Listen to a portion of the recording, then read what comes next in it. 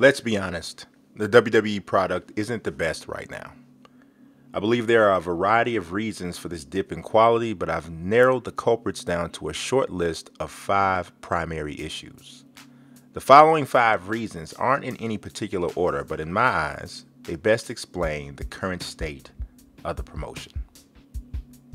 Millions of fans love guys like Brock Lesnar, The Rock, and more pine for the day when Ronda Rousey shows up ready to start her part-time career as a WWE superstar. However, the fact of the matter is, these compelling figures are nothing more than a cheap thrill in the grand scheme of things. Their presence commands a high level of attention and focus that doesn't match their commitment. When their contracts end, the storylines and fans are left with a major void. The WWE needs to resist intermingling these kinds of superstars with full-time performers. It stagnates careers, and it simply isn't a good representation of the core product. As fans, we know too much about the inner dealings of the WWE. The element of surprise has always been one of professional wrestling's biggest weapons. The internet, or more specifically social media, has made it almost impossible to catch fans off guard. Our thirst for information has ruined shocking reveals, returns, and promotional exits. The internet and social media have obviously had some positive effects. Let's face it, you wouldn't even be watching this video about the WWE without the technology, but I'd argue it's been more of a detriment than a help to the industry thus far. Consider this fallout from the previous item on the list. Many fans today feel as though they should be able to control storylines. If the writers erect a guy or girl to the head of the promotion that they don't like, some fans attempt to disrupt the performance in the arena.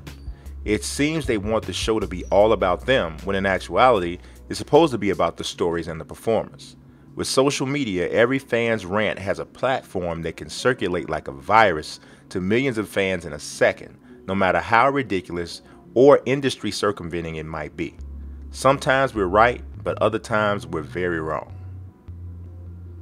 Vince McMahon is a genius, but it appears as though his time to lead a progressive organization has passed. The WWE is still running storylines and creating characters with caricatured personas for minorities.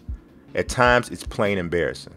The New Day are talented and gifted individuals, but I believe they could be just as compelling or perhaps even more without the clownish dancing behavior.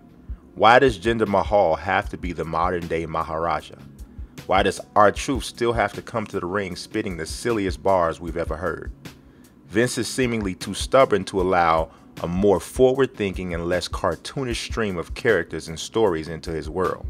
Until that changes, the WWE won't evolve as much as it needs to. Last but not least, Raw is way too long. The 3-hour show is total overkill. That show should be 2 hours tops. The extra hour is packed in the middle of the show, and it's mostly fluff that fans hate and or fast forward through if they're watching on DVR. The reason the NXT shows are so much more entertaining is because the shorter runtime forces writers to get right to the point, and there's less time for meaningless content. Also, there doesn't need to be 2 pay-per-views a month. As a matter of fact, one every other month would be ideal. Make each show a mega event with a 3-hour runtime with impacting content, and fans would appreciate the product more. The WWE needs to realize that less is more.